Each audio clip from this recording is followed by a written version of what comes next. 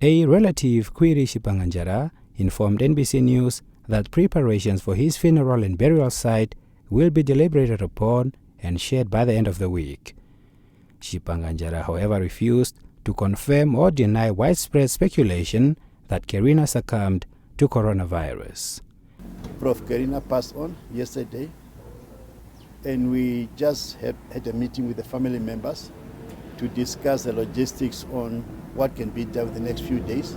It's still early. We haven't actually finalized, have reached finality with regard to the program for the rest of the week, the burial site, and we are working on it. Towards the end of the week, actually, we should actually have an idea as to what is going to be done next. At the moment, it's still very early. We are in the planning stage. Meanwhile, his daughter, Jackie Kerina, relates how she rushed to the pharmacy to fetch his medication and thereafter took him to the hospital as his condition started to get worse on Saturday. She, however, could not visit him due to the nature of the illness. He kept on calling his child, barking the nurses, "I want to see my daughter."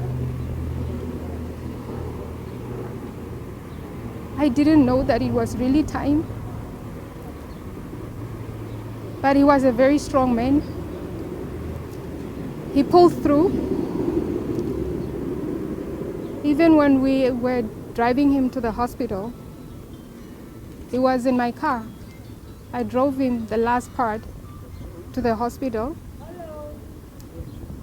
And I can still smell his cologne in my car.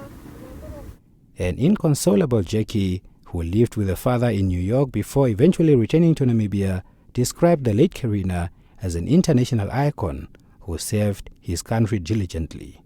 The young scientist, who writes in journals across the world as a researcher at the World of Research in Asia, urged young people to emulate her father's keen interest in education and literature.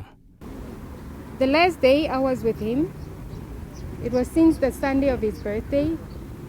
We cut cake, we chit-chat, we joked, we cracked jokes, we laughed. Nonetheless, I knew that it was his last week to leave this world. The late Kerina created or sought ties with at least 8 political formations in his career, including the SWAPO Party, NUDO, and the then DTA, which earned him top jobs in politics amid strong criticism by his rivals. In a tweet early today, President of the Popular Democratic Movement, McHenry Venani, recognized Kerina's role as one of the pioneers who brought the Nama and Overherero genocide debacle to the forefront. He is survived by 5 children.